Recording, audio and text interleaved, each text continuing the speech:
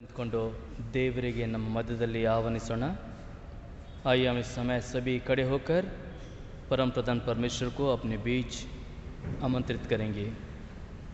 ನಮ್ಮ ತಲೆಗಳನ್ನು ಬಾಗಿಸಿ ಕಣ್ಣುಗಳನ್ನು ಮುಚ್ಚಿಕೊಂಡು ನಾವು ಆ ದೇವರ ಪ್ರಸನ್ನತೆಯನ್ನು ಕೋರೋಣ। ಪ್ರಿಯರೇ,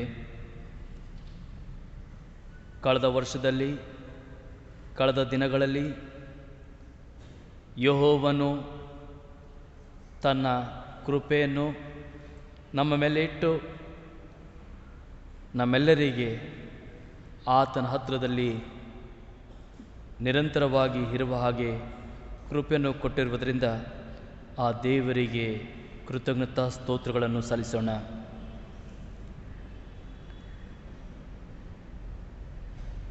ನಮ್ಮನ್ನು ಬಹಳವಾಗಿ ಪ್ರೀತಿ ಮಾಡುತ್ತಾ ನಮಗೆ ಹೊಸ ವರ್ಷದಲ್ಲಿ ಪ್ರವೇಶಿಸಲಿಕ್ಕೆ ಅವಕಾಶವನ್ನು ಕೊಟ್ಟಿರ್ತಕ್ಕಂಥ ತ್ರೈಕ ದೇವರಿಗೆ ಹೃದಯಪೂರ್ವಕವಾಗಿ ಕೃತಜ್ಞತಾ ಸ್ತೋತ್ರಗಳನ್ನು ಸಲ್ಲಿಸೋಣ। Bless the Lord, O my soul, and all that is within me, bless His holy name. Bless the Lord, O my soul, and forget none of His benefits, who pardons all your iniquities, who heals all your disease, who redeems your life from the pit, who crowns you with the loving kindness and compassion, who satisfies your ears with good things, so that your youth is renewed like the eagle. ಕರ್ತನೇ, ನಿನಗೆ ಕೃತಜ್ಞತಾ ಸ್ತೋತ್ರಗಳನ್ನು ಸಲ್ಲಿಸುತ್ತಾ ನಿನ್ನ ಚರಣದಲ್ಲಿ ಈ ಬೆಳಗಿನ ಜಾವದಲ್ಲಿ ಸೇರಿದ್ದೇವೆ। ಈ ವರ್ಷದ ಮೊದಲನೇ ದಿನದಲ್ಲಿ ಸ್ವಾಮಿ ನಿನ್ನ ಮಂದಿರಕ್ಕೆ ಸೇರಿಕೊಂಡು ನಾವು ನಿನ್ನನ್ನು ಆರಾಧಿಸಲಿಕ್ಕೆ ಸಿದ್ಧತೆಯನ್ನು ಹೊಂದಿರುವಾಗ ಯೆಹೋವನೇ, ಯೇಸುವಿನ ನಾಮದಲ್ಲಿ ನಿನ್ನ ಪ್ರಸನ್ನತೆಯನ್ನು ನೀಡಿ ದೇವರೇ, ದೇವರಾತ್ಮನೇ, ಬಂದಿರತಕ್ಕಂಥ ಎಲ್ಲ ನಿನ್ನ ಮಕ್ಕಳನ್ನು ಕರ್ತನೇ ನಿನ್ನ ನಾಮದಲ್ಲಿ ಇವರಿಗೆ ಮುಟ್ಟುವಿಕೆಯನ್ನು ಕೊಟ್ಟು ನಿನ್ನ ಆತ್ಮದಲ್ಲಿ ನಾವೆಲ್ಲರಿದ್ದುಕೊಂಡು ನಿನ್ನನ್ನು ಆತ್ಮೀಯ ರೀತಿಯಲ್ಲಿ ಸತ್ಯತ್ವದಲ್ಲಿ ಪೂಜಿಸುವ ಹಾಗೆ ಕೃಪೆಯನ್ನು ಕೊಡು। ಮಾತ್ರವಲ್ಲದೆ ಸ್ವಾಮಿ, ಈ ಹೊಸ ವರ್ಷದ ಮೊದಲನೇ ಆರಾಧನೆಯಲ್ಲಿ ಕರ್ತನೇ ನಿನ್ನನ್ನು ಪ್ರಾರ್ಥಿಸ್ತಾ ಇದ್ದೇವೆ, ನಿನ್ನಲ್ಲಿ ಬೇಡಿಕೊಳ್ತಾ ಇದ್ದೇವೆ। ದೇವರೇ, ಈ ಆರಾಧನೆ ಮುಖಾಂತರ ಘನತೆಯನ್ನು ಹೊಂದಿಕೊಂಡು ಈ ದಿನದ ಮನ್ನವನ್ನು ನಮಗೆ ದಯಪಾಲಿಸು।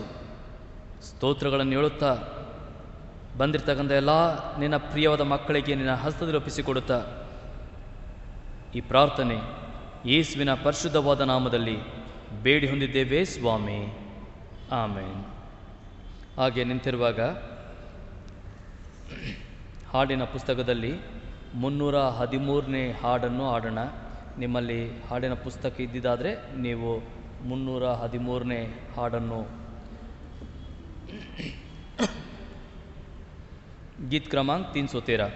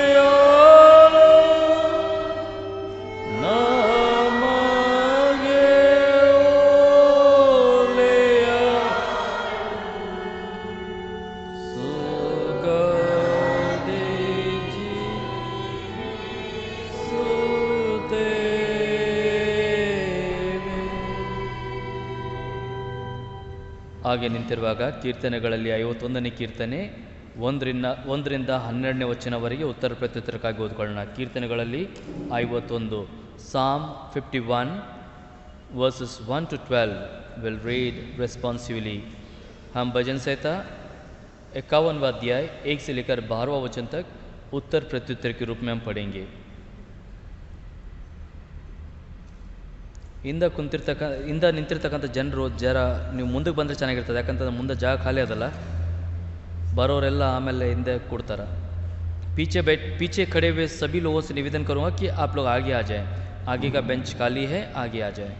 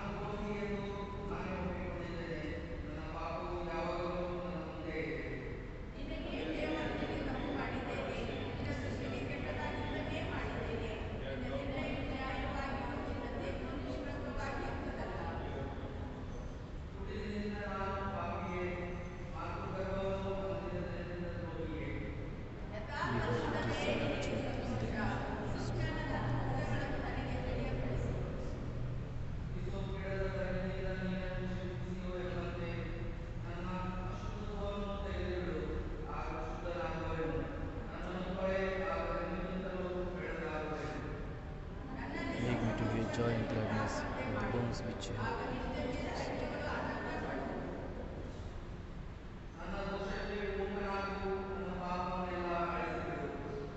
Create in me a clean heart, O God, and renew the steadfast spirit within me.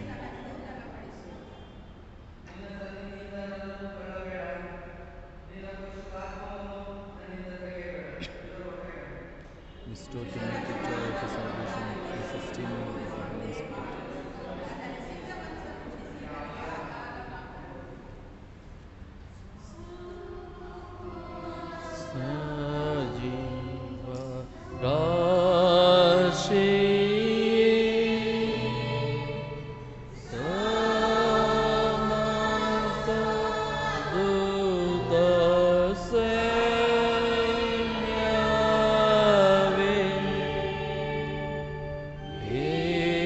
The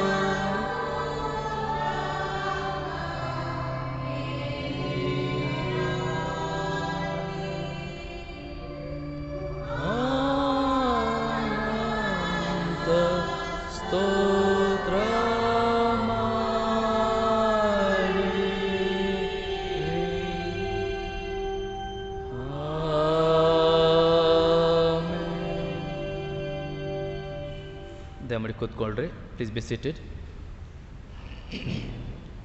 ನಮ್ಮ ತಲೆಗಳನ್ನು ಬಾಗಿಸಿ ಪ್ರಾರ್ಥನೆ ಮಾಡೋಣ. ಪ್ರಾರ್ಥನೆ ಆದ ನಂತರ ನಾವೆಲ್ಲರೂ ಎದ್ದು ನಿಂತ್ಕೊಂಡು परलोक प्रार्थना ಹೇಳ್ಕೊಳ್ಳೋಣ. आइए इस समय हम सारे लोग अपने सिरों को झुकाकर प्रार्थना करेंगे. प्रार्थना के पश्चात हम सारे लोग खड़े होकर प्रभु की सिखाई हुई प्रार्थना कहेंगे. प्रार्थನೆ ಮಾಡೋಣ. ಕ್ರಿಸ್ತ ಯೇಸುವಿನ ನಾಮದಲ್ಲಿ ನಿನಗೆ ಕೃತಜ್ಞತಾ ಸ್ತೋತ್ರಗಳನ್ನು ಸಲ್ಲಿಸ್ತೇವೆ ನಮ್ಮ ತಂದೆಯೇ. ಯೇಸು ನಾಮ ಶ್ರೇಷ್ಠವಾದ ನಾಮ. ಈ ನಾಮದಲ್ಲಿ ನೀನು ನಮಗೆ ಹೊಸ ವರ್ಷವನ್ನು ದಯಪಾಲಿಸಿದ್ದಕ್ಕಾಗಿ ನಿನಗೆ ವಂದನೆಗಳನ್ನು ಸಲ್ಲಿಸ್ತೇವೆ. ಕಳೆದ ವರ್ಷಗಳಲ್ಲಿ ಸ್ವಾಮಿ ಎಲ್ಲ ಕೇಡುಗಳಿಂದ ತಪ್ಪಿಸಿ, ಎಲ್ಲ ಬಂಧನಗಳಿಂದ ದೂರವಾಗಿಟ್ಟು, ರೋಗಗಳಿಂದ ನಮಗೆ ಗುಣಪಡಿಸಿ, ನಿನ್ನ ಆತ್ಮನ ಕವಚವನ್ನು ನಮಗೆ ಹಾಕಿ ದಿನ ಪ್ರತಿದಿನ ನಡೆಸುತ್ತಾ ಬಂದದಕ್ಕಾಗಿ ವಂದನೆಗಳನ್ನು ಸಲ್ಲಿಸ್ತೇವೆ. ಈ ದಿನ ಕರ್ತನೇ, ನಿನ್ನ ನಾಮದಲ್ಲಿ ನಮಗೆ ನೀನು ಕೊಟ್ಟಿರುವುದರಿಂದ ಈ ಒಂದು ವರ್ಷಗೋಸ್ಕರ, ಈ ದಿನಗೋಸ್ಕರ ನಾವೆಲ್ಲರೂ ನಿನಗೆ ಕೃತಜ್ಞತೋಳರಾಗಿದ್ದೇವೆ. ತಂದೆಯಂಥ ದೇವರೇ, ಯೇಸುವಿನ ನಾಮದಲ್ಲಿ ನಿನ್ನ ಚರಣದಲ್ಲಿ ನಮ್ಮ ಮೊರೆಗಳನ್ನಿಡುವಾಗ ನಮ್ಮ ಪ್ರಾರ್ಥನೆಗಳನ್ನು ಕೇಳಿ ಕರ್ತನೇ, ನೀನೇ ನಮ್ಮ ಪ್ರಾರ್ಥನೆಗೆ ಉತ್ತರ ನೀಡಬೇಕಾಗಿ ನಿನ್ನಲ್ಲಿ ಬೇಡಿಕೊಳ್ತಾ ಇದ್ದೇವೆ. ಯೇಸುವೇ, ನಮ್ಮ ಒಡೆಯನೇ, ನಮ್ಮ ರಕ್ಷಕನೇ, ನಿನ್ನ ಚರಣದಲ್ಲಿ ಸ್ವಾಮಿ ನಮ್ಮ ಸಭೆಯನ್ನು, ಈ ಸಭೆಯ ಎಲ್ಲ ಸಭಿಕರನ್ನು ಸಮರ್ಪಿಸ್ತಾ ಇದ್ದೇವೆ.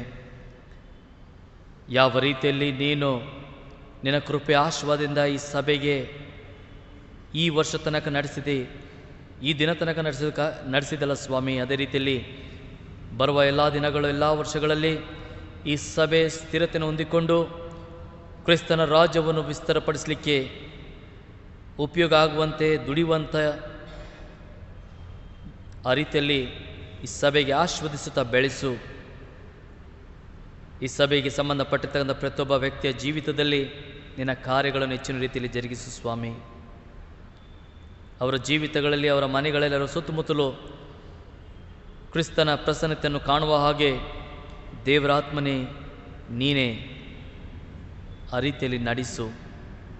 ನಿನ್ನ ಜನರಿಗಿರ್ತಕ್ಕಂಥ ಎಲ್ಲ ಥರದ ಕಷ್ಟ, ದುಃಖ, ಸಂಕಟ, ವೇದನೆಗಳು, ರೋಗಗಳು, ಚಿಂತೆ, ಭಾರಗಳು, ವಿಧ ವಿಧವಾದಂಥ ಬಂಧನಗಳಿದ್ದಾದರೆ ಅವೆಲ್ಲವನ್ನು ದೂರಪಡಿಸಿ ಹೊಸ ವರ್ಷದಲ್ಲಿ ನಿನ್ನ ಜನರಿಗೆ ಶಾಂತಿ, ಸಮಾಧಾನ, ಆರೋಗ್ಯ ಭಾಗ್ಯವನ್ನು ಕೊಟ್ಟು ಉನ್ನತವಂತ ಸ್ಥಿತಿಯಲ್ಲಿ ನಡೆಸು ಸ್ವಾಮಿ. ನಿನ್ನ ಜನರು ಯೋಚಿಸಿರುವಂಥ ಎಲ್ಲ ವಿಷಯಗಳನ್ನು ನಿನಗೆ ಯೋಗ್ಯವಾಗಿದ್ದಿದ್ದಾದರೆ ಸ್ವಾಮಿ, ಅವನ್ನು ದಯಪಾಲಿಸು, ಅವನ್ನು ಕೊಡು. ಮಾತ್ರವಲ್ಲದೆ ನಿನ್ನ ಜನರಿಗೆ ಕರ್ತನೇ ನಿನ್ನ ಸುರಕ್ಷಾ ಕವಚವನ್ನು ಹಾಕಿ ನೀನೇ ಈ ನಿನ್ನ ಪ್ರಿಯವಾದ ಮಕ್ಕಳನ್ನು ನಡೆಸು. ಕರ್ತನೇ, ಈ ನಿನ್ನ ಜನರ ಮುಖಾಂತರ ಎಲ್ಲ ಸಮಯಗಳಲ್ಲಿ ನೀನು ಘನತೆಯನ್ನು ಹೊಂದಿಕೊಳ್ಳಬೇಕಾಗಿ ನಿನ್ನಲ್ಲಿ ಬೇಡುತ್ತಾ ಇದ್ದೇವೆ. ನಮ್ಮ ಸಭೆಯ ಸಭಿಕರು ಒಬ್ಬರಾದರೂ ನಾಶವಾಗಲಾರದೆ ಎಲ್ಲರೂ ನಿತ್ಯ ಜೀವನ ಹೊಂದಿಕೊಳ್ಳುವ ಹಾಗೆ ಕೃಪೆಯನ್ನು ಕೊಡು. ಕರ್ತನೇ, ಅದೇ ರೀತಿಯಾಗಿ ನಿನ್ನಲ್ಲಿ ಬೇಡಿಕೊಳ್ತಾ ಇದ್ದೇವೆ. ನಮ್ಮ ಸುತ್ತಮುತ್ತಲಿರ್ತಕ್ಕಂಥ ಅನ್ಯ ಜನರಿಗೋಸ್ಕರ, ಈ ದೇಶದಲ್ಲಿರ್ತಕ್ಕಂಥ ಎಲ್ಲ ಜನರಿಗೋಸ್ಕರ ಕರ್ತನೇ, ಪ್ರತಿಯೊಬ್ಬರು, ಈ ದೇಶದಲ್ಲಿರ್ತಕ್ಕಂಥ ಪ್ರತಿಯೊಬ್ಬ ವ್ಯಕ್ತಿ ಈ ವರ್ಷದಲ್ಲಿ ಪ್ರವೇಶಿಸಿ ಸಂತೋಷ, ಸಮಾಧಾನ ಹೊಂದಿಕೊಳ್ಳುವಂತೆ ಕೃಪೆಯನ್ನು ಕೊಡು. ಮಾತ್ರವಲ್ಲದೆ ಸ್ವಾಮಿ, ನಿರೀಕ್ಷೆ ಕಾಣುವಂತೆ ಆಶೀರ್ವಾದ ಮಾಡು. ಈಗಾಗಲೇ ಕರ್ತನೇ, ನಮ್ಮ ದೇಶದಲ್ಲಿ, ಇಡೀ ಪ್ರಪಂಚದಲ್ಲಿ ಹಬ್ಬಿರುವಂಥ ಈ ಮಹಾರೋಗವನ್ನು ಅತಿ ಬೇಗನೆ ನಮ್ಮ ದೇಶದಿಂದಾಗಲಿ, ಎಲ್ಲ ದೇಶಗಳಿಂದಾಗಲಿ ಬೇಗನೆ ಹೋಗುವ ಹಾಗೆ ಆಶೀರ್ವಾದ ಮಾಡು. ಇಡೀ ಮಾನವ ಜಾತಿ ಈ ದಿನ, ಈ ವರ್ಷದಲ್ಲಿ ನಿರೀಕ್ಷೆಯನ್ನು ಹೊಂದಿಕೊಂಡಿರುವಾಗ ಅವರ ನಿರೀಕ್ಷೆಗೆ ನೀನೇ ಬಲಗೊಳಿಸು. ಕರ್ತನೇ, ಮತ್ತೊಂದು ಆವಾರ್ತೆ, ಈ ಬೆಳಗಿನ ಜಾವದಲ್ಲಿ ಸೇರಿ ಬಂದಿರುವಂಥ ನಾವೆಲ್ಲರೂ ಹೃದಯಪೂರ್ವಕವಾಗಿ ತಂದೆಯಂಥ ದೇವರಿಗೆ ಕ್ರಿಸ್ತ ಯೇಸುವಿನ ನಾಮದಲ್ಲಿ ವಂದನೆಗಳನ್ನು ಎಲ್ಲ ವಿಷಯಗಳಿಗೋಸ್ಕರ ಸಲ್ಲಿಸ್ತೇವೆ. ಮಾತ್ರವಲ್ಲದೆ ಬೇಡಿಕೊಳ್ತಾ ಇದ್ದೇವೆ ಸ್ವಾಮಿ, ನಿನ್ನ ಸೇವಕರಿಗೋಸ್ಕರ, ಸೇವೆ ಸಂಸ್ಥೆಗಳಿಗೋಸ್ಕರ, ಸಭೆಗಳಿಗೋಸ್ಕರ ಮತ್ತು ಮೆಥಡಿಸ್ಟ್ ಚರ್ಚ್ಗೋಸ್ಕರ, ವಿಶೇಷವಾಗಿ ಮೆಥಡಿಸ್ಟ್ ಚರ್ಚಲ್ಲಿರ್ತಕ್ಕಂಥ ಎಲ್ಲ ಸಭಿಕರು, ಸಭಾಪಾಲಕರು, DS ಗಳು, ಬಿಷಪ್ಸ್ರು ಮತ್ತು ಎಲ್ಲ ಮೇಲಿನ ಅಧಿಕಾರಿಗಳಿಗೋಸ್ಕರ ಪ್ರಾರ್ಥನೆ ಮಾಡುತ್ತೇವೆ. ನಮಗೆ ಕೊಟ್ಟಿರ್ತಕ್ಕಂಥ ಜವಾಬ್ದಾರಿಕೆಗಳನ್ನು ನಾವು ಒಳ್ಳೆ ರೀತಿಯಿಂದ ವಹಿಸಿ ಈ ಸಂಸ್ಥೆ ಮುಖಾಂತರ ನಿನ್ನ ಕಾರ್ಯವನ್ನು ಸಾಧಿಸುವ ಹಾಗೆ ಕೃಪೆಯನ್ನು ಕೊಡು. ಮತ್ತೊಂದಾವರ್ತೆ ವಿಶೇಷವಾಗಿ ಕ್ರಿಸ್ತನೇ, ಈ ಬೆಳಗಿನ ಜಾವದಲ್ಲಿ ನಿನ್ನ ಪ್ರಸನ್ನತೆಯನ್ನು ನೀನು ನಮಗೆ ಕೊಟ್ಟಿರುವುದರಿಂದ ವಂದನೆಗಳನ್ನು ಹೇಳುತ್ತಾ ನಿನ್ನಲ್ಲಿ ಬೇಡಿಕೊಳ್ತೇವೆ ಸ್ವಾಮಿ. ಯಾರಾಧನೆಯನ್ನು ಆಶೀರ್ವದಿಸಿ ಸ್ವೀಕರಿಸಿಕೊಂಡು, ಯಾರಾಧನೆ ಮುಖಾಂತರ ನಿನ್ನ ಘನತೆಯನ್ನು ಹೊಂದಿಕೊಂಡು, ಮಾತ್ರವಲ್ಲದೆ ನಿನ್ನ ವಾಕ್ಯಗಳಿಂದ ನಮಗೆ ಈ ದಿನದ ಈ ವರ್ಷಗೋಸ್ಕರ ಮನ್ನವನ್ನು ದಯಪಾಲಿಸು. ಸ್ತೋತ್ರಗಳನ್ನು ಹೇಳುತ್ತಾ ಈ ಪ್ರಾರ್ಥನೆ ನಮಗಾಗಿ ಪ್ರಾಣದಾನವನ್ನು ಕೊಟ್ಟು ಮೃತ್ಯುಂಜಯನಾಗಿರುವ ನಜರೇತಿನ ಯೇಸುವೇ, ನಿನ್ನ ಪರಿಶುದ್ಧವಾದ ನಾಮದಲ್ಲಿ ಬೇಡಿ ಹೊಂದಿದ್ದೇವೆ ಸ್ವಾಮಿ, ಆಮೇನ್. ನಾವೆಲ್ಲರೂ ಎದ್ದು ನಿಂತ್ಕೊಂಡು ಪರಲೋಕ ಪ್ರಾರ್ಥನೆ ಹೇಳ್ಕೊಳ್ಳೋಣ. ಪರಲೋಕದ ನಮ್ಮ ತಂದೆ, ನಿನ್ನ ನಾಮ ಪರಿಶುದ್ಧಪಡಲಿ, ನಿನ್ನ ರಾಜ್ಯವು ಬರಲಿ, ನಿನ್ನ ಚಿತ್ತ ಪರಲೋಕದ ಪ್ರಕಾರ ಭೂಲೋಕದಲ್ಲಿ ನೆರವೇರಲಿ. ನಮ್ಮ ಅನುದಿನದ ಆಹಾರ ನಮಗೆ ದಯಪಾಲಿಸಿಕೊಡು. ನಮಗೆ ತಪ್ಪು ಕ್ಷಮಿಸಂತೆ ನಮ್ಮ ತಪ್ಪು ಕ್ಷಮಿಸು. ನಮ್ಮನ್ನು ಶೋಧನೆ ಸೇರಿಸಂತೆ ಕೇಡುಗಳನ್ನು ತಪ್ಪಿಸು. ಯಾಕಂದರೆ ರಾಜ್ಯವು, ಬಲವು, ಮಹಿಮೆ ಸದಾಕಾಲ ನಿನವೇ ಸ್ವಾಮಿ, ಆಮೇನ್. ದಯಮಾಡಿ ಕೂತ್ಕೊಳ್ರಿ. ವೇದ ಪಾಠ ಕಾಡಿಸೋಣಂಥ ವೇದ ಭಾಗ ಹಳೆ ಒಡಂಬಡಿಕೆಯಲ್ಲಿ ಯೋಶುವನ ಪುಸ್ತಕ 24ನೇ ಅಧ್ಯಾಯ 14ರಿಂದ 28ನೇ ವಚನವರೆಗೆ. In the Old Testament, the reading is taken from book of Joshua, chapter 24, verses 14 to 28. योशु का किताब पुराने नियम में 24वां अध्याय 14वां वचन से लेकर 28वां वचन तक. ಅದಾದಮೇಲೆ ಹೊಸ ಒಡಂಬಡಿಕೆಯಲ್ಲಿ ಎಫೆಸದವರಿಗೆ ಬರೆದ ಪತ್ರಿಕೆ 4ನೇ ಅಧ್ಯಾಯ 17ರಿಂದ 24ನೇ ವಚನವರೆಗೆ. In the New Testament, the reading is taken from Ephesians chapter 4, verses 17 to 24. एफिसियों का लिखा पत्र उसका 4था अध्याय 17 से 24 वचन तक नया नियम का पाठ होगा. ಮೊದಲು ಹಳೆ ಒಡಂಬಡಿಕೆ ಭಾಗ ಓದಲಾಗುತ್ತದೆ.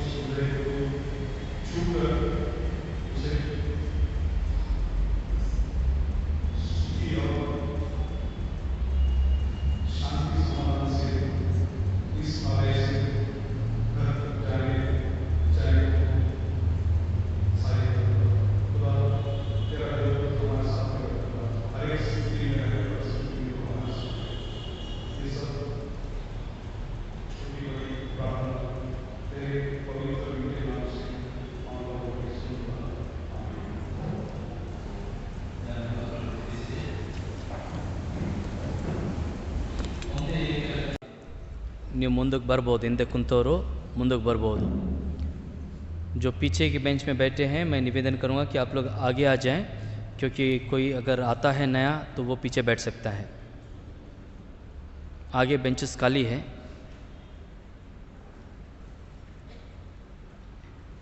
ಪ್ರಿಯವಾದ ದೇವರ ಜನರೇ, ದೇವರ ವಾಕ್ಯಗಳಲ್ಲಿ 2 ಭಾಗವನ್ನು ಓದಿದ್ವಿ.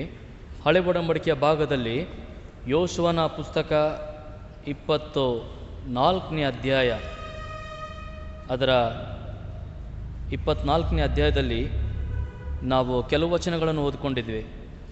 14ನೇ ವಚನದಿಂದ 28ನೇ ವಚನವರೆಗೆ. हम योशुआ के किताब से पुराने नियम के बाद 24वां अध्याय उसका 14 वचन से 28 वचन तक हम लोगों ने पढ़ा. ಈ ಓದಿರ್ತಕ್ಕಂಥ ಭಾಗದಲ್ಲಿ ನಾವೇನು ನೋಡ್ತೀವಿ ಅಂತಂದರೆ, ಯೋಶುವನು ತನ್ನ ಜೀವನದ ಕೊನೆ ಅಥವಾ ತಾನು ಸಾಯುವಕ್ಕಿಂತ ಮುಂಚೆ ಆತನು ಜನರಿಗೆ ಬೋಧಿಸ್ತಾ ಇದ್ದಾನೆ, ಅಥವಾ ಜನರಿಗೆ ಆತನು ಒಂದು ಮಾತನ್ನು ತಿಳಿಸ್ತಾ ಇದ್ದಾನೆ. ಆ ಮಾತನ್ನು ತಿಳಿಸುವಾಗ ಆ ಮಾತಲ್ಲಿ ಆತನು ದೇವರಿಗೆ ವಾಗ್ದಾನ ಮಾಡಿಕೊಳ್ಳ್ರಿ ಅನ್ನುವಂಥ ಮಾತನ್ನು ಸಹ ಆಡ್ತಾ ಇದ್ದಾನೆ. ದೇವರ ಹತ್ರ ನಡ್ಕೊಳ್ರಿ, ನಾನು ನನ್ನ ಮನೆತನ, ಯೋಶುವನು ಹೇಳ್ತಾನೆ, ನಾನು ನನ್ನ ಮನೆತನ, मैं और मेरा घराना हम परमेश्वर की आराधना करेंगे, उसी की ಸೇವಾ करेंगे. ಈ ಮಾತನ್ನು ಆತನು ಹೇಳುವಾಗ ಅಲ್ಲಿರ್ತಕ್ಕಂಥ ಎಲ್ಲ ಜನರು ಸಹ ಯೋಶುವನಿಗೆ ಅವರು ಮಾತನ್ನು ಕೊಟ್ಟರು. ಅವ್ರು ಹೇಳಿದರು, ನಾವು ಸಹ ಯೆಹೋವನಿಗೆ, ಕೇವಲ ಆತನಿಗೆ ಸೇವಿಸ್ತೇವೆ, ಆತನನ್ನೇ ನಾವು ಹಿಂಬಾಲಿಸ್ತೇವೆ ಅನ್ನುವಂಥ ವಾಗ್ದಾನವನ್ನು ಅವರು ಮಾಡಿದರು. वहाँ के सारे लोग भी इनके बात सुनकर ये कहने लगे कि हम भी यहोवा की आराधना करेंगे और उसकी ही सेवा करेंगे, उसे छोड़ और किसी की हम सेवा या उसे छोड़ और किसी के पीछे हम नहीं होंगे. ಪ್ರಿಯವಾದವರೇ, ಈ ಮಾತನ್ನು ಹೇಳುತ್ತಾ ನಾನು ನಿಮಗೆ ಕಳೆದ ವರ್ಷದಲ್ಲಿ ಜರುಗಿರುವಂಥ ಎಲ್ಲ ವಿಷಯಗಳನ್ನು ನೀವು ನೆನಪು ಮಾಡಿಕೊಳ್ಬಹುದು ಅಥವಾ ನೀವು ನಿಮ್ಮ ಧ್ಯಾನಕ್ಕೆ ತೆಗೆದುಕೊಳ್ಬಹುದು. ಕಳೆದ ವರ್ಷದಲ್ಲಿ ನಾವು ಹೊಸ ವರ್ಷ ಪ್ರಾರಂಭ, ಕಳೆದ ವರ್ಷ ಹೊಸ ವರ್ಷ ಅಂತಂದು ನಾವು ಮೊದಲನೇ ದಿನ 2019 1 ಜನವರಿ ದಿನ ನಾವು ಪ್ರಾರಂಭ ಮಾಡಿದ್ವಿ. ಒಂದು ಹೊಸ ಆಶೆ, ನಿರೀಕ್ಷೆ ಮತ್ತು ಹೊಸದಾಗಿ ನಾವು ಈ ವರ್ಷದಲ್ಲಿ ಪಡ್ಕೊಳ್ತೀವಿ ಅನ್ನುವಂಥ ಒಂದು ಮಾತನ್ನು ಇಟ್ಕೊಂಡು ನಾವು ನಮ್ಮ ಹೊಸ ವರ್ಷವನ್ನು ಪ್ರಾರಂಭಿಸಿದ್ದೀವಿ. ತಿಂಗಳಾಯಿತು, 2 ತಿಂಗಳಾಯಿತು, 3ನೇ ತಿಂಗಳಲ್ಲಿ ದೊಡ್ಡ ಬ್ರೇಕ್ ಹತ್ತಿತ್ತು. ಇಡೀ ಪ್ರಪಂಚಕ್ಕೆ ಬ್ರೇಕ್ ಹತ್ತಿತ್ತು. ಜನರು ಯೋಚನೆ ಮಾಡಿರ್ತಕ್ಕಂಥ ವಿಷಯಗಳನ್ನು ಮಾಡಲಿಕ್ಕೆ ಅವರಿಗೆ ಆಗಲಿಲ್ಲ. ಜನರು ಕನಸನ್ನು ನೋಡಿರ್ಬೋದು ಅಥವಾ ಜನರು ನಿರೀಕ್ಷೆಯನ್ನು ಪಟ್ಟಿರ್ಬೋದು, ನಾವು ಇದು ಮಾಡ್ತೀವಿ, ಅದು ಮಾಡ್ತೀವಿ, ಆ ರೀತಿಯಲ್ಲಿ ಇರ್ತೀವಿ, ಈ ರೀತಿಯಲ್ಲಿ ಇರ್ತೀವಿ, ಇದು ತೊಗೊಳ್ತೀವಿ, ಅದು ತೊಗೊಳ್ತೀವಿ ಅಂತಂದು. ಆದರೆ ಸುಮಾರು 9 ತಿಂಗಳ, ಹೆಚ್ಚು ಕಡಿಮೆ 9 ತಿಂಗಳ ನಾವು ನಮಗೇನು ಮಾಡಲಿಕ್ಕಾಗಲಿಲ್ಲ. हम सारे के सारे लोग, सारी दुनिया के लोग, हम अपने घरों में बंद हो गए, हम अपने घरों में बैठ गए. जो हम प्लान करते हैं, जो हम सोचते हैं, उन विषयों को यदि परमेश्वर की आधार नहीं होता या नहीं होगा तो वो विषय आगे नहीं होता या पूरा नहीं होता. ಪ್ರತಿಯೊಂದು ವಿಷಯಗೋಸ್ಕರ, ಪ್ರತಿಯೊಂದು ನಮ್ಮ ಯೋಜನೆಗೋಸ್ಕರ, ನಮ್ಮ ಎಲ್ಲ ನಿರೀಕ್ಷೆಗಳಿಗೋಸ್ಕರ ಅಥವಾ ನಮ್ಮ ಕನಸುಗಳಿಗೋಸ್ಕರ ದೇವರ ಜೊತೆ ಬೇಕು. ದೇವರ ಜೊತೆ ಇರಲಾರ್ದೆ ಹೋದರೆ ನಾವು ಏನು ಪಡ್ಕೊಳ್ಳಿಕ್ಕೆ ಆಗಲ್ಲ. We cannot achieve anything if God is not with us. Though our plans may be it may be big or it may be a small thing, but we cannot achieve a single mile unless God is with us. ಆದ್ದರಿಂದ ಹೋದ ವರ್ಷದಲ್ಲಿ ನಮ್ಮೆಲ್ಲರಿಗೆ ನೋವಿನ ಅನುಭವ ಆಗಿದೆ.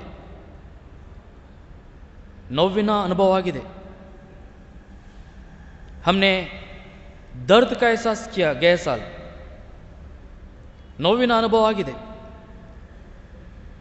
ಆದರೆ ಒಂದು ಮಾತು ಅದು ನಾವು ತಿಳ್ಕೊಳ್ಬೇಕೇನಂತಂದರೆ, ಪ್ರೀತಿಯುಳ್ಳ ದೇವರು, ಕೃಪೆಯುಳ್ಳ ದೇವರು ನಮ್ಮೆಲ್ಲರಿಗೆ ಕಳೆದ ವರ್ಷದಲ್ಲಿ ಆ ಒಂದು ಭಯಂಕರವಂತ ಸ್ಥಿತಿಯಲ್ಲಿ ನಮಗೆ ಬಿಡಲಾರದೆ ಆತನು ನಮಗೆ ನಡೆಸುತ್ತಾ ಹೊಸ ವರ್ಷದಲ್ಲಿ ಬರಮಾಡಿದ್ದ. ಈ ಮಾತನ್ನು ನೆನಪಲ್ಲಿಟ್ಟುಕೊಳ್ಬೇಕು ನಾವು, कि परमेश्वर ने हमें ऐसे ही नहीं छोड़ा, भले परिस्थिति कैसा क्यों ना हो, हमें नहीं छोड़ा. हम सभी को उसने उस भयंकर स्थिति से निकालते हुए या चलाते हुए हमें बाहर नया वर्ष में लेकर आया. अब भी पीड़ा वैसी है, अब भी संकट है, लेकिन एक उम्मीद है.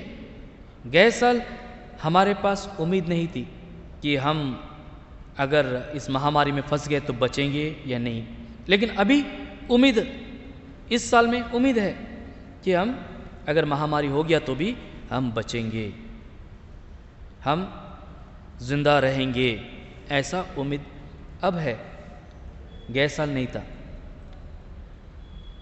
ನಾನಿಲ್ಲಿ ಹೇಳುವ ಮಾತೇನಂತಂದರೆ, ಈ ಹೊಸ ವರ್ಷದಲ್ಲಿ ಯಾವ ರೀತಿಯಲ್ಲಿ ನಮಗೆ ಈ ನಿರೀಕ್ಷೆ ಸಿಕ್ಕಿದೆ ಅಲ್ಲ, ಆ ನಿರೀಕ್ಷೆಯಲ್ಲಿ ನಾವು ನಡೆಯುತ್ತಾ, जैसे हमें ये आशा मिली है कि हम जिंदगी जिएंगे करके, तो इस आशा को या इस आशा के साथ हमें हमारे चाल चलन को, हमारे सोच को, हमारे हर विषय को अगर हम बदल दें तो निश्चित यह आशा सिर्फ इस पृथ्वी तक सीमित नहीं रहेगा या इस जीवन तक सीमित नहीं रहेगा. हम इस जीवन के बाद भी जीवन है, अनंतकालीन का जीवन, उसमें हम रह पाएंगे, उसमें हम परमेश्वर के साथ जी पाएंगे. प्रियो, जैसे योशुआ ने लोगों से कहा, ಜನರಿಗೆ ಹೇಳಿದ, यहोवने केवल परमेश्वर को ही उसकी सेवा करें, और इस बात को तुम एक वाचा बांध लो, यानी कि प्रॉमिस दो कि हम इसी का सेवा करेंगे. और आज यहाँ पर आए हुए आप सभियों से मैं यही कहूँगा कि आप भी इस वाचा को दोहराओ कि मैं प्रभु के साथ ही रहूँगा, मैं परमेश्वर के साथ ही रहूँगा. मैं ये क्यों कह रहा हूँ कि आप परमेश्वर के साथ रहने के लिए या परमेश्वर के साथ आप रहेंगे? इसलिए क्योंकि ನೀವು ನಾವೆಲ್ಲರೂ ನಮ್ಮೆಲ್ಲರ ಜೀವಿತವನ್ನು ದೇವರು ಇತರರಕ್ಕಿಂತ ಅಥವಾ ಹೊರಗಿರ್ತಕ್ಕಂಥ ಜನರಕ್ಕಿಂತ, ಬೇರೆ ಜನರಕ್ಕಿಂತ ಭಿನ್ನಾಗಿ ಮಾಡಿದ್ದಾನೆ. ಪ್ರಿಯರೇ, हम सभी का जीवन को परमेश्वर ने अलग रीति से बनाया है या रखा है. अगर परमेश्वर की अनुग्रह हम पर नहीं होती या परमेश्वर हमें नहीं बुलाया होता तो आज हम इस पवित्र मंदिर में आज के दिन उसके चरणों में हम आते नहीं थे, या हम उसके लोग कहलाते नहीं थे. ಇದು ದೇವರ ಕೃಪೆ. ನಮಗೆ ಆತನು ತನ್ನ ಎಣುವಿಕೆಯಲ್ಲಿ ಎಣಿಸಿಕೊಂಡು ಜೀವಿಸುವ ಸಂಖ್ಯೆಯಲ್ಲಿ ನಮಗೆ ಇಟ್ಟಿದ್ದಾನೆ. ಪ್ರಿಯರೇ, ಆದುದರಿಂದ ಈ ದೇವರಿಗೆ ನಾವು ಯಾವಾಗಲೂ ಆತನನ್ನು ಹಿಂಬಾಲಿಸುವಂಥ ಜನರಾಗಬೇಕು, ಆತನ ಹಿಂದೆ ಹೋಗುವಂಥ ಅಥವಾ ಆತನ ಸೇವನೆ ಮಾಡುವಂಥ ಜನರಾಗಿರಬೇಕು.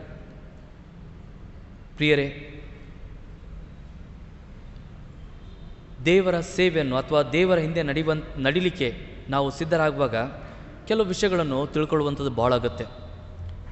परमेश्वर के पीछे चलने या परमेश्वर के पीछे होने से पहले कुछ बातों को समझना बहुत ज़रूरी है. पहला ये, जैसे मैंने पहले कहा कि हम सारे लोग अलग हैं, हम बाकी लोगों से अलग है. जो इस परमेश्वर को नहीं जानता उस व्यक्ति से या उन लोगों से हम अलग है, अलग है या भिन्न है.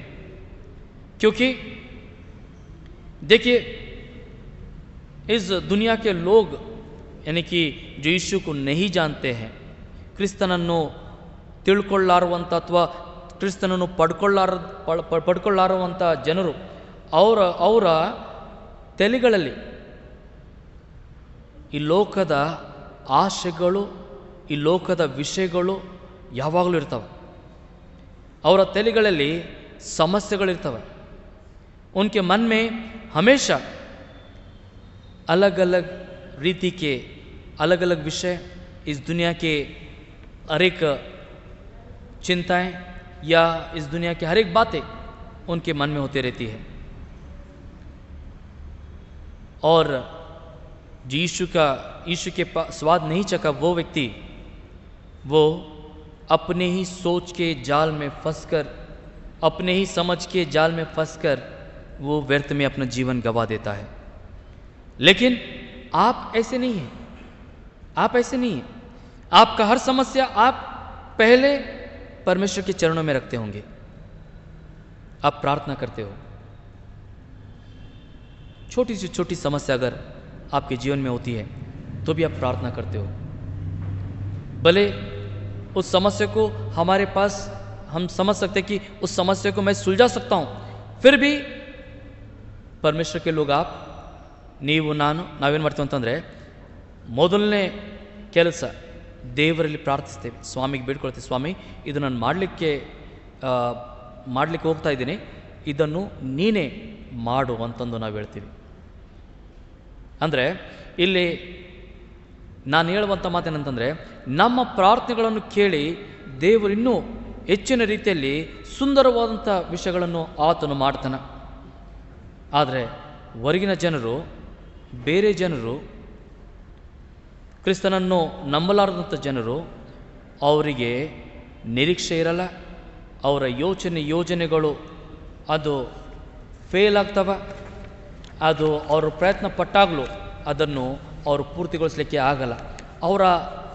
ಅವರಿಗೆ ಸಮಸ್ಯೆಗಳು ಅವರ ತಲೆಗಳಲ್ಲಿರ್ತವೆ, ಅವರ ಹೃದಯಗಳಲ್ಲಿರ್ತವೆ ಮತ್ತು ಅವರ ಕೈಗಳಲ್ಲಿರ್ತವೆ. ಅಂತಂದರೆ ಅವರು ಒಳ್ಳೆ ರೀತಿಯಿಂದ ಯಾರು ಕ್ರಿಸ್ತನನ್ನು ಪಡ್ಕೊಳ್ಳಾರದೆ ಇದ್ದಾರೋ, ನಮ್ಮಲ್ಲಿ ಸಹ ಭಾಳಷ್ಟು ಜನರು ನಾವು ಕ್ರಿಸ್ತನ ನಾಮದಲ್ಲಿದ್ದೇವೆ, ಆದರೆ ಕ್ರಿಸ್ತನನ್ನು ಪಡ್ಕೊಳ್ಳಾರದೆ ಇದ್ದೀವಿ.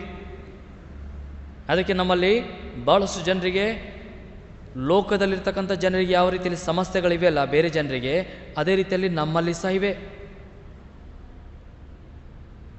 जब हम परमेश्वर प्रभु यीशु मसीह के लोग कहलाते हैं तो हम अलग है, ये जानना ज़रूरी है. और वाकई हम अलग हैं. लेकिन अगर हमारा और बाहर के लोगों में अगर कोई व्यत्यास नहीं है तो समझना कि हम अब भी यीशु मसीह में नहीं हैं, अब भी हम परमेश्वर से काफ़ी दूर है. क्योंकि जो समस्या या जो डर या जो एक तरह का बंधन जो बाहर के लोग अनुभव, जब मैं बाहर का लोग कहता हूँ तो यीशु को ना जानने वाले लोगों के बारे में मैं कह रहा हूँ. वे लोग जैसा अनुभव करते हैं वैसे अगर हम अनुभव करते रहेंगे तो निश्चित हम भी अब भी परमेश्वर से दूर है. ಇನ್ನೂ ದೇವರಿಂದ ನಾವು ದೂರವಾಗಿದ್ದೇವೆ ಅನ್ನುವಂಥ ಮಾತನ್ನು ತಿಳ್ಕೊಳ್ಬೇಕು.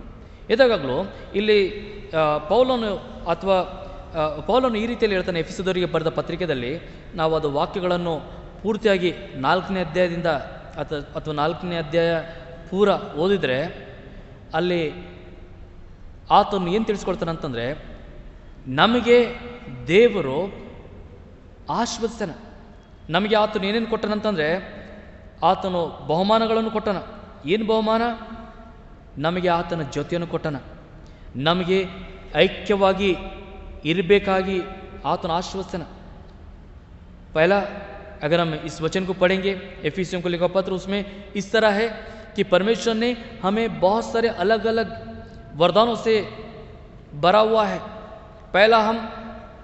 पहला वरदान ये है कि हमें उसने उसकी आत्मा का साथ दिया है. दूसरा हमारा फेलोशिप, ನಮ್ಮ ಐಕ್ಯತೆ, ಯೂನಿಟಿ, ಅದು ನಮಗೆ ಸಿಕ್ಕಿದೆ. ಬೇರೆ ಧರ್ಮಗಳ ರೀತಿಯಲ್ಲಿಲ್ಲ, ಬೇರೆ ಜನರಲ್ಲಿ ಈ ರೀತಿಯಲ್ಲಿಲ್ಲ. ನಾವಿಲ್ಲಿ ಕೂತ್ಕೊಂಡವರು ಒಂದು ದೊಡ್ಡ ಕುಟುಂಬದ ರೀತಿಯಲ್ಲಿ ನಾವಿದ್ದೇವೆ. ಬೇರೆ ಧರ್ಮಗಳಲ್ಲಿ ಈ ರೀತಿಯ ಐಕ್ಯತೆ ನೀವು ಕಾಣಲ್ಲ. ಬೇರೆ ಜನರ ಅವರ ಸಮಾಜದಲ್ಲಿ ಸಹ ಈ ರೀತಿಯ ಐಕ್ಯತೆ ನೀವು ಕಾಣಲ್ಲ. ಇಲ್ಲಿ ನಾವೆಲ್ಲರೂ ಒಂದು ದೊಡ್ಡ ಕುಟುಂಬದ ರೀತಿಯಲ್ಲಿ ಯೇಸು ಸ್ವಾಮಿ ಸ್ಥಾಪಿಸಿರುವಂಥ ಈ ಸಂಸ್ಥೆ, ಇದರಲ್ಲಿ ಒಂದು ದೊಡ್ಡ ಕುಟುಂಬದ ರೀತಿಯಲ್ಲಿ ನಾವು ಸೇರಿಕೊಂಡಿದ್ದೇವೆ. ಅದಕ್ಕೆ ನಾವು ಬೇರೆ ಜನರಿಗಿಂತ ಭಿನ್ನವಾಗಿದ್ದೇವೆ. ಇದನ್ನು ನಾವು ತಿಳ್ಕೊಳ್ಬೇಕು. ಬೇರೆ ಜನರು, ಹೊರಗಿನ ಜನರು, ಅವರು ಏನೇ ಮಾಡಿದಾಗಲೂ ಅವರಿಗೆ ಮನಸ್ಸಾಕ್ಷಿ ಇರಲ್ಲ. ಅಂದರೆ ಅವರು ಏನಾದರೂ ತಪ್ಪು ಮಾಡಿದರೆ ಸಹ ಅವರಿಗೆ ಮನಸ್ಸಲ್ಲಿ ಏನೂ ಫೀಲ್ ಆಗಲ್ಲ. अगर जो यीशु को ना चाहने वाले लोग या यीशु के जो लोग हैं उनके अलग, यानी कि विधर्मी, वे लोग अगर कुछ करते हैं तो बहुत सारे लोग ऐसे हैं उनको मन में कुछ लगता नहीं. अगर उन लोग किसी को धोखा देते हैं या किसी को विरोध में कुछ काम करते हैं तो उनको कुछ फील नहीं होता. अगर थोड़ा फील होगा तो बोले अरे सॉरी यार, ठीक है, हो गया. लेकिन जो यीशु को मानने वाला लोग व्यक्ति है या यीशु को चाहने वाला व्यक्ति है, उससे हर कदम हर पल जो भी वो करेगा अंदर से आवाज़ आएगी. ಒಳಗಿಂದ ಒಂದು ಧ್ವನಿ ಬರ್ತದೆ. ಆ ಧ್ವನಿ ಏನು ಹೇಳ್ತಾ ಅಥವಾ ಆ ಶಬ್ದ ಏನು ಹೇಳ್ತಾ ಅಂತಂದರೆ, ಇದು ಮಾಡೋದು ಸರಿಯಾದ ಅಥವಾ ಇದು ಮಾಡಬಾರ್ದ, ये करना उचित है, ये करना नहीं चाहिए. इन वो अंदर की आवाज़ आप सुन सकते हैं, आप क्लियर सुन सकते हैं. ಇದು ಇಂಥ ಒಂದು ಸೆನ್ಸ್ ಯೇಸು ಸ್ವಾಮಿಗೆ ನಂಬಲಾರದಂಥ ಜನರಲ್ಲಿ ಈ ಸೆನ್ಸ್ ಇರಲ್ಲ. ಆದ್ದರಿಂದ ನೀವು ನಾನು वी आर डिफरेंट. भले हम यहाँ पर बैठे हुए अपने आपस में हम लोग पॉलिटिक्स खेलते हैं, आपस में हम लोग एक दूसरे को गिराते उठाते हैं, एक दूसरे के बारे में बहुत चर्चा करते हैं आपस में, लेकिन जब कुछ समस्या आती है तो हम सारे लोग एक हो जाते हैं. हमारे अंदर वो मतभेद नहीं रहता. अगर मैं यहाँ से कहूँ कि भाई इस व्यक्ति को, फलाना व्यक्ति को आप सभी लोग सहायता करें, तो कोई ऐसा नहीं कहेगा कि मैं नहीं करूँगा करके. जितना हो सके हम उतना सहायता करते हैं, क्योंकि हम ये समझते हैं कि हम एक परिवार के हैं, हम एक बड़ा परिवार के हैं, ऐसा समझकर हम कार्य करते हैं. इसीलिए वी आर डिफरेंट. ಇದನ್ನು ತಿಳ್ಕೊಳ್ಬೇಕು. ಎರಡನೇದು, ಇನ್ನೊಂದು ಮಾತು ಏನಂತಂದರೆ, ಎರಡನೇ ಮಾತು ದೇವರಲ್ಲಿ ನಡಿಬೇಕಾದ್ರೆ ಅಥವಾ ದೇವರಲ್ಲಿ ಬೆಳಿಬೇಕಾದ್ರೆ ಎರಡನೇ ಮಾತು, ಮೊದಲನೇದು ಹೇಳಿದೆ ನಿಮ್ಮನ್ನು ನೀವು ಬೇರೆ ಜನರಿಗಿಂತ ಭಿನ್ನ ಅಂತ ತಿಳ್ಕೊಳ್ಬೇಕು. ಎರಡನೇದು, ನಿಮ್ಮಲ್ಲಿ ತಿಳುವಳಿಕೆ ಅಥವಾ ನಿಮ್ಮಲ್ಲಿ ಡಿಸರ್ನಿಂಗ್ ಪವರ್, ಅದನ್ನು ದೇವರು ಆಲ್ರೆಡಿ ಮೊದಲೇ ಕೊಟ್ಟಿದ್ದಾನೆ. ದೇವರ ಆತನು ನಾನು ಈಗಾಗಲೇ ಹೇಳಿದೆ, ಒಳಗಿನ ಧ್ವನಿ ಅಂತಂದು ಶಬ್ದ, ಅದರ ಮುಖಾಂತರ ನೀವು ಏನು ನೋಡ್ಕೊಳ್ಬೇಕಂತಂದರೆ, ಮೊದಲನೇದಾಗಿ ನಿಮ್ಮ ಜೀವಿತಗಳನ್ನು ಕ್ರಿಸ್ತನ ವಿದ್ಯತ್ವದಲ್ಲಿ ಅಥವಾ ಕ್ರಿಸ್ತನ ಮಾರ್ಗದರ್ಶನದಲ್ಲಿ ಇಟ್ಕೊಂಡು ನಡಿಬೇಕು. ನಿಮ್ಮ ಜೀವಿತವನ್ನು ಕ್ರಿಸ್ತನಿಗೆ ನಿಮ್ಮ ಜೀವಿತದ ಮಾದರಿಯಾಗಿ ಇಟ್ಕೊಂಡು ನೀವು ಜೀವಿಸಬೇಕು. Make Christ as an example for your life. Yeshu Masih को अपना उदाहरण समझकर उसके जैसे आपका जीवन व्यतीत करना है. ಯೇಸು ಸ್ವಾಮಿ ನೋಡ್ರಿ, ಯೇಸು ಸ್ವಾಮಿ ಚಿಕ್ಕ ಪ್ರಾಯದಿಂದ ದೊಡ್ಡ ದೇವರು, ಎಲ್ಲವನ್ನು ಸೃಷ್ಟಿಸಿದಂಥ ಕರ್ತನು, ಈ ಲೋಕದಲ್ಲಿ ಅಲ್ಪನಾಗಿ ಬಂದ. ಈ ಲೋಕದ ವಿಷಯಗಳನ್ನು ಅದನ್ನು ಆತನು ಒಂದೇ ಕ್ಷಣದಲ್ಲಿ ಏನು ಬೇಕಾದ್ರೂ ಮಾಡಬಹುದಾಗಿತ್ತು.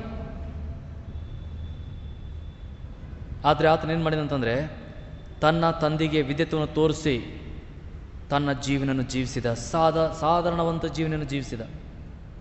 ಇಷ್ಟೇ ಅಲ್ಲ, ಆತನಿಗೆ ದುಃಖ ಆದಾಗ ಅಥವಾ ಆತನು ಮರಣದ ಹತ್ತಿರದಲ್ಲಿ ಬಂದಾಗ ನಿಮ್ಮಾಗೆ ನನ್ನಾಗೆ ಭಯಪಟ್ಟು ತಂದೆ ಅಂತ ದೇವರಿಗೆ ಹೇಳಿದ, ತಂದೆ ಸಾಧ್ಯವಾಯ್ತಂದರೆ ಈ कप इस लोटे को मेरे पास से हटा दे या इस समय को मेरे पास से हटा दे, लेकिन तेरी इच्छा पूर्ति हो, ನಿನ್ನ ಚಿತ್ತವನ್ನು ಪೂರ್ತಿಗೊಳಿಸು ಸ್ವಾಮಿ ಅಂತಂದು ಆತನು ಬೇಡಿಕೊಳ್ಳುತ್ತಾ ಆತನು ತನ್ನ ಜೀವನವನ್ನು ಜೀವಿಸಿದ ಅಥವಾ ತನ್ನ ಮರಣವನ್ನು ಹೊಂದಿಕೊಂಡ. ಕ್ರಿಸ್ತ ಯೇಸುವಿನ ಜಾಗದಲ್ಲಿ ನೀವು ನಾನು ಇದ್ದಿದ್ದಾದರೆ ನಾವು ಈ ರೀತಿಯಲ್ಲಿ नम्मली जादू का ताकत रहता तो हम अपने जीवन को एकदम अलग ही बना लेते थे, लेकिन प्रभु यीशु मसीह ने ऐसा नहीं किया. उसने अपने जीवन से या अपनी बातों से सारी दुनिया को परमेश्वर के मार्ग पर चलने का एक मार्ग तैयार करके दिया. ಆತನನ್ನು ನಾವು ಹಿಂಬಾಲಿಸಬೇಕು ಅಥವಾ ಆತನಿಗೆ ನಮ್ಮ ಮಾದರಿಯಾಗಿ ನಾವಿಟ್ಟುಕೊಂಡು ನಡಿಬೇಕು. ಆ ದೇವರು ನಮಗೆ ಕಲಿಸಿರುವಂಥ ವಿಷಯಗಳನ್ನು ಯಾವಾಗಲೂ ನಾವು ನೆನಪು ಮಾಡ್ಕೊಳ್ತಾ ಇರಬೇಕು. हम हमेशा परमेश्वर ने जो कुछ सिखाया है, जो कुछ हम वचन, अलग कैलेंडर है, पंजाबी लोग का या सिख लोग का अलग कैलेंडर होगा, सबका नया साल अलग अलग है, लेकिन सारी दुनिया यही कैलेंडर क्यों मानती है? सोचने वाली बात है, क्योंकि ये यीशु के लोगों का है. दूसरा, मैं हमेशा कहता हूं, जितने महापुरुष आए इस धरती पर, कुछ लोग भगवान बन गए, कुछ लोग गुरु बन गए, लेकिन किसी ने इस दुनिया का इतिहास को 2 भागों में नहीं बांटा. सिर्फ और सिर्फ यीशु मसीह ने इस दुनिया का इतिहास को 2 भागों में बांटा है. इसीलिए आज भी 2000 साल पहले यीशु मसीह इस धरती पर आया. ಯೇಸು ಸ್ವಾಮಿ ಈ ಲೋಕದಲ್ಲಿ ಇಳಿದು ಬಂದ. ಜನರು ಇವತ್ತು ಯೇಸು ಸ್ವಾಮಿಗಿನ ಮೊದಲು ಆಗಿರ್ತಕ್ಕಂಥ ವಿಷಯಗಳಿಗೆ ಹೇಳ್ತಾನೆ ಅಂತಂದರೆ ಕ್ರಿಸ್ತ ಶಕ पूर्व और ये क्रिस्त शक बाद या क्रिस्त के बाद AD and BC, ये यीशु ने ही इस धरती में मानव जाति के इतिहास को अलग कर दिया. No other person. कितने बड़े बड़े लोग आए, कितने योद्धा लोग आए, कितने डिक्टेटर्स, हिटलर जैसा व्यक्ति, हाँ, और अभी अगर देखें तो बहुत सारे लोग हैं. अमेरिका का प्रेसिडेंट्स कितने सारे हैं, पावरफुल लोग. किसी ने दुनिया का इतिहास को 2 भागों में नहीं बांट सका, सिर्फ और सिर्फ यीशु बांटा. क्यों? क्योंकि वो परम प्रधान के गुणों से संपन्न था और उसने अपने कार्य को दर्शाया.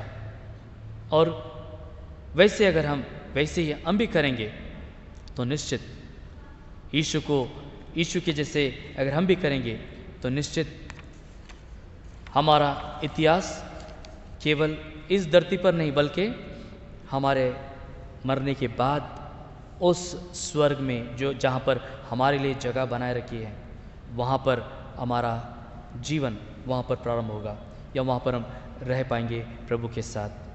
ये जीवन यहीं पर अंत नहीं है, इसके बाद भी है. इसीलिए प्रियो, ಹೊಸ ವರ್ಷದಲ್ಲಿ ಹೊಸದಾಗಿ ನಡೆಯುತ್ತಾ ದೇವರನ್ನು ಹಿಂಬಾಲಿಸುತ್ತಾ ದೇವರ ಎಲ್ಲ ವಿಷಯಗಳನ್ನು ಕೈಕೊಂಡು ನಡೆದರೆ ಮಾತ್ರನೇ ಈ ಹೊಸ ವರ್ಷದಲ್ಲಿ ಹೊಸ ಆಶೀರ್ವಾದ ಹೊಂದ್ಕೊಳ್ತೇವೆ. ಇಲ್ಲದೆ ಹೋದರೆ ಹೊಸ ಆಶೀರ್ವಾದ ಸಿಗಲ್ಲ. ಹಳೆ ಒಂದು ರೋಗದಲ್ಲೇ ನಾವು ಸತ್ತು ಹೋಗ್ತೀವಿ ಹೊರತು ಹೊಸ ಆಶೀರ್ವಾದ ಪಡ್ಕೊಳ್ಳೋಕ್ಕಾಗಲ್ಲ. ದೇವರು ನಿಮ್ಮೆಲ್ಲರಿಗೆ ಹೊಸ ಆಶೀರ್ವಾದ ಈ ಹೊಸ ವರ್ಷದಲ್ಲಿ ಕೊಡಬೇಕಾಗಿ ನನ್ನ ಒಂದು ಪ್ರಾರ್ಥನೆ ಆಗಿರ್ತದೆ. ಆದ್ದರಿಂದ ಈ ದೇವರನ್ನು ಹಿಂಬಾಲಿಸುತ್ತಾ ಆತನ ವಿಷಯಗಳನ್ನು ತಿಳ್ಕೊಂಡು ಆತನನ್ನು ಮಹಿಮೆಪಡಿಸ್ತಾ ಇರುವ ಹಾಗೆ ನೀವು ನಿಮ್ಮ ಮನಸ್ಸುಗಳನ್ನು ತಯಾರು ಮಾಡಿಕೊಳ್ಳ್ರಿ. ಪ್ರಾರ್ಥನೆ ಮಾಡೋಣ. ಪ್ರೀತಿ ಒಳ್ಳೆಯ ಯೇಸು ಸ್ವಾಮಿ, ನಿನಗೆ ಸ್ತೋತ್ರಗಳನ್ನು ಸಲ್ಲಿಸ್ತೇವೆ. ಈ ಬೆಳಗಿನ ಜಾವದಲ್ಲಿ ನಿನ್ನ ವಾಕ್ಯಗಳ ಆಧಾರದಿಂದ ನೀನು ನಮಗೆ ಈ ಮಾತನ್ನು ತಿಳಿಸಿಕೊಟ್ಟಿದ್ದೇನೆಂದರೆ, ನಾವು ಹೊಸ ವರ್ಷದಲ್ಲಿ ಹೊಸ ನಡತೆಯಲ್ಲಿ ನಡೆದರೆ ಮಾತ್ರ ನಾವು ಹೊಸ ಜೀವನದ ಆಶೀರ್ವಾದಗಳನ್ನು ಹೊಂದ್ಕೊಳ್ತೇವೆ. ಆದ್ದರಿಂದ ಕರ್ತನೆ, ಈ ರೀತಿಯಲ್ಲಿ ನಡಿಲಿಕ್ಕೆ, ಈ ಆಶೀರ್ವಾದವನ್ನು ಹೊಂದ್ಕೊಳ್ಳಿಕ್ಕೆ ದೇವರೇ ನಮಗೆ ತಿಳುವಳಿಕೆ, ಬುದ್ಧಿ, ಜ್ಞಾನ, ಬಲ, ಶಕ್ತಿಯನ್ನು ಕೊಡು. ಮಾತ್ರವಲ್ಲದೆ ನಾವು ನಿನ್ನನ್ನು ಸರಿಯಾದಂಥ ರೀತಿಯಲ್ಲಿ, ದೇವರಾತ್ಮನೇ, ನಿನ್ನ ವಿಷಯಗಳಲ್ಲಿ ನಾವು ತಿಳ್ಕೊಂಡಿದ್ದವರಾಗಿ ನಿನ್ನನ್ನು ಹಿಂಬಾಲಿಸುವಂಥ ಜನರಾಗುವಂತೆ ಕೃಪೆಯನ್ನು ಕೊಡು. ಮತ್ತೊಂದು ಆವರ್ತೆ ಕರ್ತನೆ, ಎಲ್ಲ ಘನತೆ ನಿನಗೆ ಸಲ್ಲಿಸುತ್ತ ಈ ಪ್ರಾರ್ಥನೆ ಯೇಸುವಿನ ಹೆಸರಿನಲ್ಲಿ ಬೇಡಿ ಹೊಂದಿದ್ದೇವೆ ಸ್ವಾಮಿ, ಆಮೇನ್. ಪ್ರಕಟಣೆಗಳು ಬರುವ ಭಾನುವಾರ ಅಂತಂದರೆ 3ನೇ ತಾರೀಕು, तीसरा तारीख 3 तारीख यानी कि संडे, कल परसों आ दिन 11 ಗಂಟೆಗೆ ಆರಾಧನೆ ಆಗ್ತದೆ. ಯಥಾ ಪ್ರಕಾರ 11 बजे हमारा सर्विस रहेगा. ಆ ದಿನದ ಆರಾಧನೆಯಲ್ಲಿ ನಾವು ಕಮ್ಯುನಿಯನ್ ಕೊಡ್ತಾ ಇದ್ದೇವೆ. ಆದ್ದರಿಂದ ಕಮ್ಯುನಿಯನ್ ಯಾರಾದರೂ ಕಮ್ಯುನಿಯನ್ ಪಡ್ಕೊಳ್ಳಿಕ್ಕೆ ಇಷ್ಟಪಡ್ತಾ ಇದ್ದಿದ್ದಾದರೆ ಹೊಸ ವರ್ಷದಲ್ಲಿ ಹೊಸ ಕಮ್ಯುನಿಯನ್ ನೀವು ಬರ್ಬೋದು ಅಂತಂದರೆ ಎಲ್ಲರೂ ಬರಬೇಕಾಗಿ ನಿಮ್ಮಲ್ಲಿ ಕೇಳ್ಕೊಳ್ತಾ ಇದ್ದೇನೆ. आज नया साल का ये पहली आराधना में जितने भी लोग आए, आप लोगों को मैं निवेदन करता हूँ कि आप लोग ऐसे ही साल भर हर संडे आते रहें. अगर चूक गए तो प्रभु आपको झटक देगा. तो कम्युनियन का संडे यानी कि आने वाला संडे कम्युनियन संडे है. ಆದ್ದರಿಂದ ಆ ದಿನ ನಿಮ್ಮನ್ನು ನೀವು ಸಿದ್ಧಪಡಿಸಿಕೊಂಡು ಬರಬೇಕಾಗಿ ನಿಮ್ಮಲ್ಲಿ ಕೇಳ್ಕೊಳ್ತಾ ಇದ್ದೇನೆ. ಈ ಕಮ್ಯುನಿಯನ್ ಕೊಡುವಾಗ ನಾವು ಇಲ್ಲಿ ಮುಂದೆ ಕರೆದು ಕೊಡಲ್ಲ. ಈ ಕಮ್ಯುನಿಯನ್ ಕೊಡುವಾಗ ನಿಮ್ಮ ಜಾಗದಲ್ಲಿ ಸ್ವಲ್ಪ ಅಂದರೆ ಗೌರ್ಮೆಂಟ್ ನಾರ್ಮ್ಸ್ ಫಾಲೋ ಮಾಡುತ್ತಾ ನಾವು ಈ ಕಮ್ಯುನಿಯನನ್ನು ಕೊಡ್ತಾ ಇದ್ದೀವಿ. ಇಲ್ಲಿ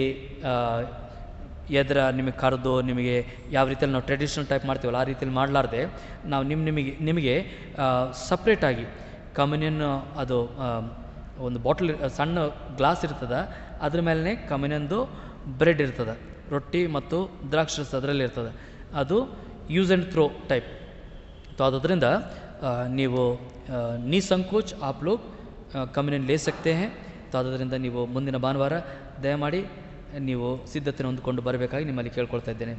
ಮಾತ್ರವಲ್ಲದೆ ನಿಮಗೆ ಕೊಟ್ಟಿರ್ತಕ್ಕಂಥ ಕಾಣಿಕೆ ಡಬ್ಬಿಗಳು, ಹೋದ ವರ್ಷದಲ್ಲಿ गैस साल में जो प्लास्टिक डब्बा दिया था वो मैं निवेदन करता हूँ कि आप लोग उसमें जो प्रार्थना पूर्वक दान जमा किए होंगे वो आप लोग चर्च में ले आए और आप यहाँ पर सब उसे देने के लिए आपसे विनती करता हूँ.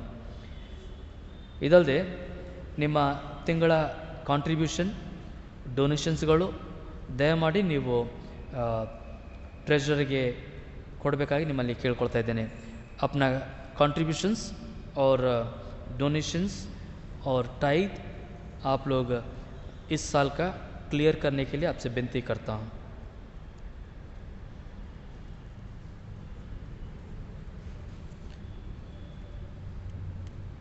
ಬರ್ತ್ಡೇಸ್ ಆಲ್ರೆಡಿ ಹೋದ ವಾರದಲ್ಲಿ ಇಡೀ ವಾರದೆಲ್ಲ ಓದಿದ್ವಿ. ಖಾಲಿ ಒಂದೇ ಹೆಸರು ಅದು ಮಿಸ್ ಆಗಿತ್ತು. ಅದು ಯಾರ್ದಂತಂದರೆ ಆಗ್ನೆಸ್ ಚಾಬುಕ್ಸ್ವರ್. ಅದರಿಂದ ಅವರು ಮತ್ತು ಈ ದಿನ ಯಾರ್ಯಾರ್ದು ಬರ್ತ್ಡೇ ಅದ ಅಂಥವ್ರು ಇದ್ದೀರಾ ನೀವು ಇಲ್ಲಿ? ಆಗ್ನೆಸ್ ಆಂಟಿ ಇಲ್ಲ, ರವಿ ನಾಟೇಕರ್, ಸುನೀತಾ ನಾಟೇಕರ್, ಚಿನ್ನವ್ವ ಸುಪುತ್ರ, सन्नी सुपुत्र, सरोजा दोडमनी, इवर याराದರೂ इल्लिद्दारा?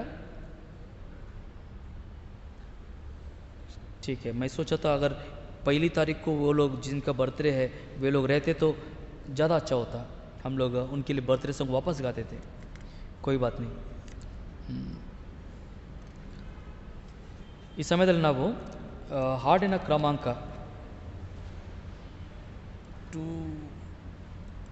299 ಈ ಹಾಡನ್ನು ಹಾಡುವಾಗ ಹೊಸ ವರ್ಷದ ಕಾಣಿಕೆ ಎತ್ತಲ್ಪಡ್ತದೆ. ಈ ಕಾಣಿಕೆ ಎತ್ತುವಾಗ ಅದು ಬಾಕ್ಸ್ ಇಡ್ರಿ.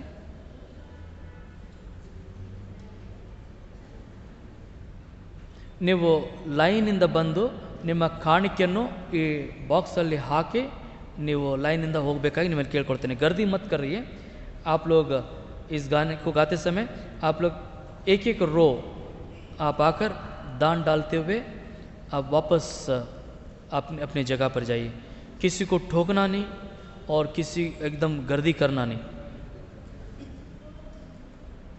ಓಕೆ, ನಾವೆಲ್ಲರೂ ಎದ್ದು ನಿಂತ್ಕೊಂಡು ಈ ಹಾಡನ್ನು ಆಡೋಣ. Song number 299. Will Singh the him. While singing the hymn, I would like to request all the members to come and contribute your offering.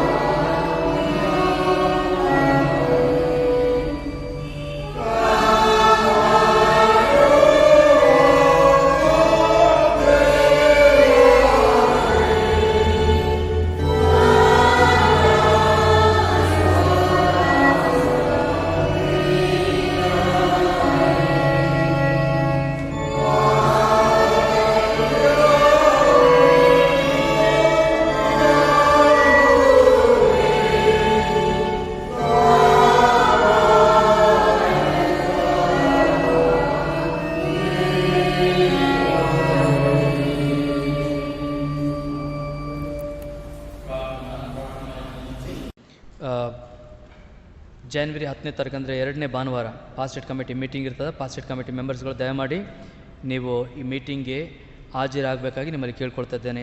ಆರಾಧನೆ ಆದಮೇಲೆ ಸೆಕೆಂಡ್ ಸಂಡೇ 10ನೇ ತಾರೀಕು ಆರಾಧನೆ ಆದಮೇಲೆ ಪಾಸ್ಟೇಟ್ ಕಮಿಟಿ ಮೀಟಿಂಗ್ ಇರ್ತದೆ. ಪಾಸ್ಟೇಟ್ ಕಮಿಟಿ ಮೆಂಬರ್ಸ್ಗಳು ದಯಮಾಡಿ ನೀವು ಇದನ್ನು ನೆನಪಲ್ಲಿ ಇಟ್ಕೊಳ್ಬೇಕು. ಪ್ರಾರ್ಥನೆ ಮಾಡೋಣ. ಅಯ್ಯಂ ಪ್ರಾರ್ಥನೆ ಕರೆ.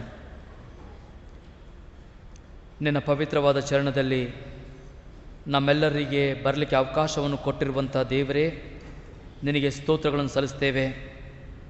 ಕರ್ತನೇ, ಈ ಹೊಸ ವರ್ಷ ಮೊದಲನೇ ದಿನ ಮೊದಲನೇ ಆರಾಧನೆಯಲ್ಲಿ ನಮಗೆ ನೀನು ಭಾಗವನ್ನು ತೆಗೆದುಕೊಳ್ಳಲಿಕ್ಕೆ ಅವಕಾಶವನ್ನು ಕೊಟ್ಟದಕ್ಕಾಗಿ ವಂದನೆಗಳನ್ನು ಸಲ್ಲಿಸ್ತೇವೆ. ಕರ್ತನೇ, ನಿನ್ನ ವಾಕ್ಯಗಳಲ್ಲಿ ನಾವು ಈ ಮಾತನ್ನು ತಿಳ್ಕೊಂಡಿದ್ದೇವೆ. ಅದೇನೆಂದರೆ, ನಾವು ಕ್ರಿಸ್ತನನ್ನೇ ಹಿಂಬಾಲಿಸುತ್ತಾ ಕ್ರಿಸ್ತನನ್ನು ಧರಿಸಿಕೊಂಡ್ರೆ ಮಾತ್ರನೇ ಹೊಸ ವರ್ಷದ ಆಶೀರ್ವಾದಗಳನ್ನು ನಾವು ಪೂರ್ತಿಯಾಗಿ ಹೊಂದಿಕೊಳ್ಳುತ್ತೇವೆ. ಕರ್ತನೇ, ನಾವೆಲ್ಲರೂ ನಿನ್ನನ್ನೇ ಹೊಂದಿಕೊಳ್ಳುವ ಹಾಗೆ ಕೃಪೆಯನ್ನು ಕೊಡು. ಮಾತುಳ್ಳದೆ ಸ್ವಾಮಿ, ಈ ನಿನ್ನ ಪ್ರಿಯವಾದ ಮಕ್ಕಳು ನೀನು ಕೊಟ್ಟಿರ್ತಕ್ಕಂಥ ಎಲ್ಲ ಆಶೀರ್ವಾದಗಳಲ್ಲಿ ಅಲ್ಪವಾದ ಕಾಣಿಕೆ ತೆಗೆದು ನಿನ್ನ ಚರಣಕ್ಕೆ ಸೇರಿಸಿರುವಾಗ ಈ ಕಾಣಿಕೆಯನ್ನು ಆಶೀರ್ವದಿಸಿ ಇದನ್ನು ಬೆಳೆಸಿ ನಿನ್ನ ರಾಜ್ಯದ ವಿಸ್ತಾರಕ್ಕಾಗಿ ಉಪಯೋಗ ಮಾಡಿಕೋ. ಮಾತುಳ್ಳದೆ ಸ್ವಾಮಿ, ಈ ನಿನ್ನ ಪ್ರಿಯವಾದ ಮಕ್ಕಳಿಗೆ ನಿನ್ನ ಸುರಕ್ಷಾ ಕವಚವನ್ನು ಹಾಕಿ ಇವರಿಗೆ ನೀನೇ ನಿನ್ನ ಚಿತ್ತದಲ್ಲಿ ನಡೆಸು. ಕರ್ತನೆ, ಇವರಿಗೆ ಯಾವ ಕೇಡಲ್ಲಿ ಯಾವ ರೋಗಗಳಲ್ಲಿ ಸಿಕ್ಕಾಕೊಳ್ಳಾರದೆ ಇವರು ಬಲವಾದಂಥ ರೀತಿಯಲ್ಲಿ ಕ್ರಿಸ್ತನಲ್ಲಿ ಒಳ್ಳೆಯ ಆರೋಗ್ಯವನ್ನು ಹೊಂದಿಕೊಂಡು ಇರುವ ಹಾಗೆ ಕೃಪೆಯನ್ನು ಕೊಡು. ಮಾತುಳ್ಳದೆ ಮುಂದಿನ ಭಾನುವಾರ ನಾವೆಲ್ಲರೂ ಹಿಂತಿರುಗಿ ಒಬ್ರಿಗೊಬ್ಬರು ಭೇಟಿಯಾಗುತ್ತಾ ನಿನ್ನನ್ನು ಆರಾಧಿಸಲಿಕ್ಕೆ ನಮಗೆ ಅವಕಾಶವನ್ನು ಕೊಡು. ಈಗ ನಾವು ನಿನ್ನ ಭವನವನ್ನು ಬಿಟ್ಟು ನಮ್ಮ ಮನೆಗಳಿಗೆ ತೆರಳುವಾಗ ದೇವರೇ, ದೇವರಾತ್ಮನೇ ನಮ್ಮೆಲ್ಲರಿಗೆ ಸುರಕ್ಷಿತವಾಗಿ ಮುಟ್ಟಿಸಿ ಕರ್ತನೆ, ನಮ್ಮೆಲ್ಲರಿಗೆ ಸುರಕ್ಷಿತವಾಗಿ ಭದ್ರವಾಗಿ ಇರುವ ಹಾಗೆ ಆಶೀರ್ವಾದ ಮಾಡು. ಸ್ತೋತ್ರಗಳನ್ನು ಹೇಳುತ್ತಾ ಎಲ್ಲ ಘನತೆ, ಎಲ್ಲ ಮಾನ, ಮಹಿಮೆ, ಗೌರವ ಕ್ರಿಸ್ತ ಯೇಸುವಿನಿಗೆ ಸಲ್ಲಿಸುತ್ತಾ ಈ ಪ್ರಾರ್ಥನೆ ಯೇಸುವಿನ ಶ್ರೇಷ್ಠವಾದ ನಾಮದಲ್ಲಿ ಬೇಡಿ ಹೊಂದಿದ್ದೇವೆ ಸ್ವಾಮಿ, ಆಮೇನ್. ನಮ್ಮ ಕರ್ತನಾಂತ ಯೇಸು ಕ್ರಿಸ್ತನ ಕೃಪೆ, ತಂದೆಯಂತ ದೇವರ ಪ್ರೀತಿ, ಪರಿಶುದ್ಧಾತ್ಮನ ನಿತ್ಯ ಸಹವಾಸ ಸೇರಿ ಬಂದಿರತಕ್ಕಂಥ ನಿಮ್ಮೆಲ್ಲರ ಜೊತೆಯಲ್ಲಿ ಇಂದಿಗೂ ಎಂದಿಗೂ ನೆಲೆಯಾಗಿರಲಿ. ಆಮೇನ್.